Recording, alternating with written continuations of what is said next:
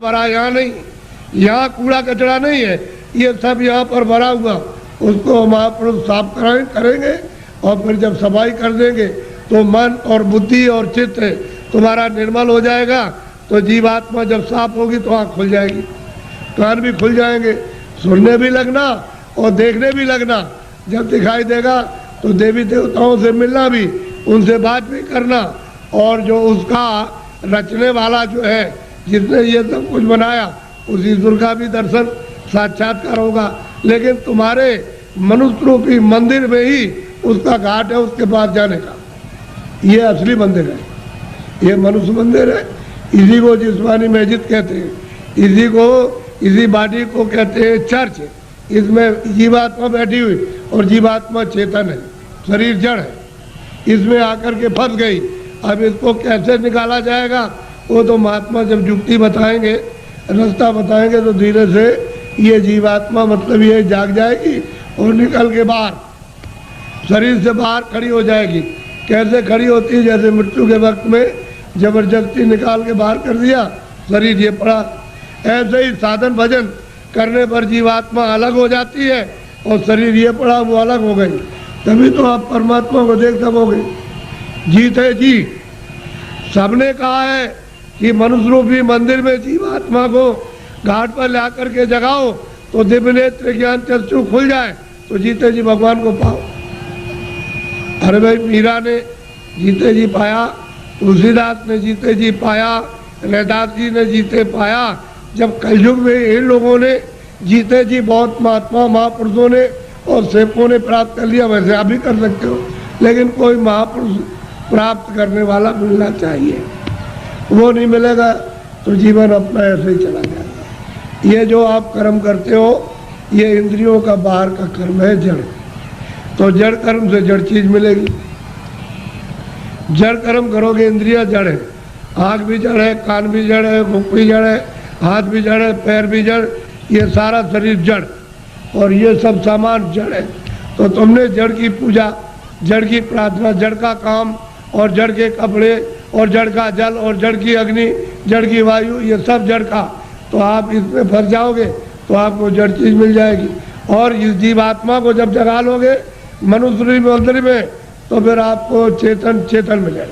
जीवात्मा चेतन है, चेतन का चेतन से भजन करोगे तो चेतन मिल जाएगा। ये जड़ है, शरीर जड़, और ये सब साधन सामान जड़।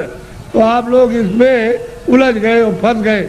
लेकिन ये पूजा जो सच्ची है, आत्म पूजा, परमात्म पूजा, ये आत्मा की और देव पूजा, वो तो आप नहीं कर पाते। वो तो मनुष्य रूपी मंदिर से उसका रास्ता है, तब आपको मंदिर मिलेगा। वो तो चमकता है मंदिर, वो तो रोशन मंदिर है।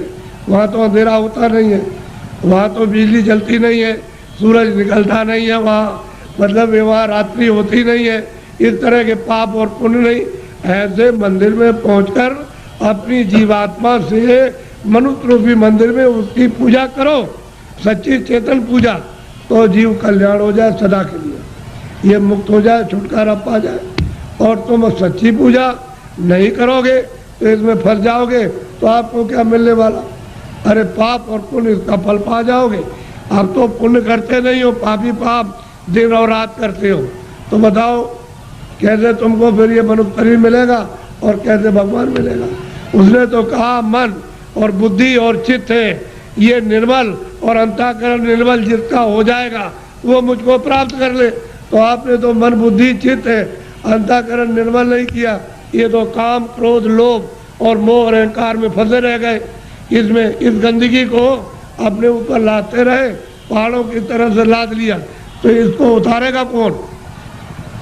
यह सारा जीवन आपका व्यर्थ जा रहा है।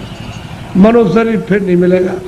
चार खाने बनाइए, पशु योनि, पंछी योनि, कीड़ों की योनि, थल की योनि, इसमें से निकाल के उसमें बंद कर देगा।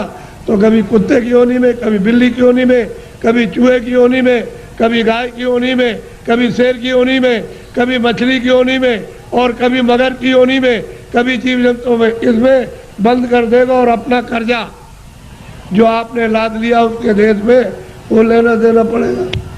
ये कर्जा का देश है बच्चा, ये देश अपने घर में जाने का नहीं है। कर्जा ले और दे, कर्जा ले, कर्जा तुम ले लोगे तो मैं ब्याज के उसको चुकाना, और आप चुका नहीं सकते हो। तो कर्म कर्जा है, जो पाप पुण्य करते हो यही पर देना आपको, यही आपको जन्म लेना, यही मरना। इससे छुटकारा इस जीव का नहीं हो सकता। और जब जब मनुष्य शरीर मिला तब तब आपने बर्बाद कर दिया। अब की मिला उसको भी ऐसे ही गवाए देते हो। ये फिर शरीर मिलेगा, अब की बार हाथ से चला गया तो ये गांव आपको, ये बच्चे आपको, ये सब कुछ देखने को आपको नहीं मिलेगा। वो दूसरी योनि में कहीं जंगल में बंद कर देगा, वहाँ करोड़ों वर्षों तक भटकते रहो, रोते चिल्लाते रहो उस दुख और दर्द में। कौन सुनवाई करेगा?